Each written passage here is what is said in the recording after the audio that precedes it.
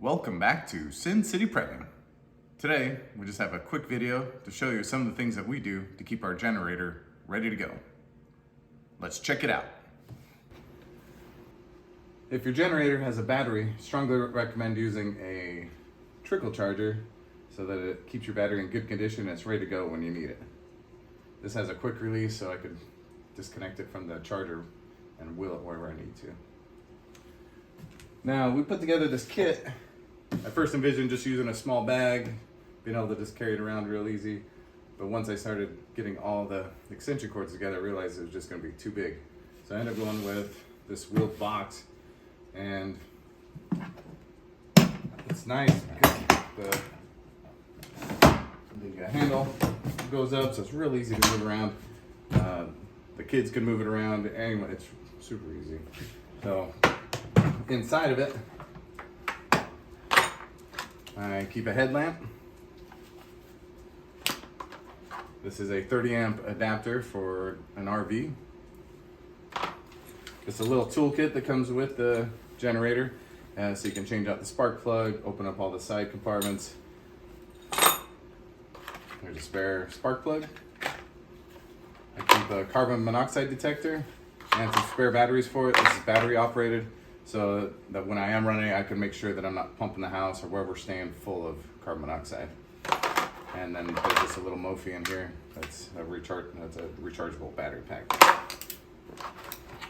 Inside the box also, I have 4 extension cords. I need 2 50 footers and 2 100 footers. And so I end up getting these little things I could roll them around on. I tried daisy chain, it was just too big. And just if you wrap it around your elbow, so they get all tangled up when you go to deploy them. And then at the ends of each one, it'll say where this extension cord is supposed to go. So even if I'm not here, it's gonna be really easy for someone to set this up and they know which extension cord is gonna reach to the spot that it's needed. So this one says kitchen fridge. So this one would plug in and it'd be run to the kitchen fridge.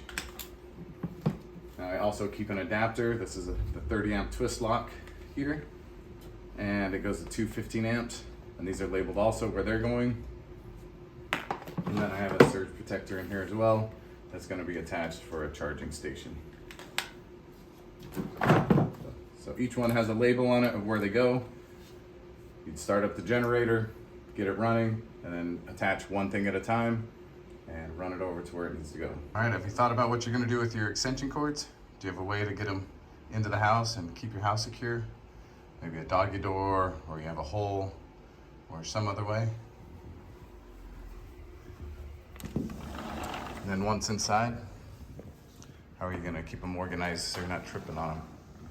Do you have some duct tape or Gorilla Tape, something you can tape them down with? And I'll show you something that I'm working on that isn't any good right now. And that's the lines here. You don't ever want to run the lines under the door or around the side because you'll wear out that insulation and then you have a fire hazard. So that'll be my next project. The generator kit is easily customizable. If you have multiple generators, you could have one for each one. I encourage you guys to practice this. I was telling somebody at work the other day, I think these videos are more for me than for anybody else because every time I do them, I'm finding something that I've messed up on or something I need to change or fix. For instance, I've had this adapter forever, but when I went to make the video, I realized I had the 4 prong, not the 3. And so I had to order that. It would have been a bad day for me if I didn't have my adapter. And then I had just switched to these, so this was my first time actually deploying them. And I found that I had them kind of backwards. I had the male that I'd started first, and I want the female so that it ends on the male. That way I can just unplug it, put it right in the generator and walk away from it and to whatever I'm plugging in. So practice with your preps.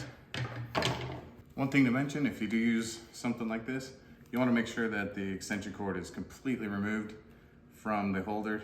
And if it stays up coiled like that, it'll produce heat and could be another fire hazard. Well, that's all I have for you today, guys. Love to hear what you guys do to keep your generators ready to go. Post them down below in the comments.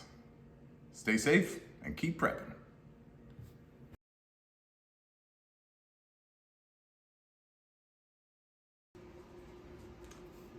Really, Ted? Get out of here. Come on. Come here. You helping? Come on. Come on. You coming to help? No?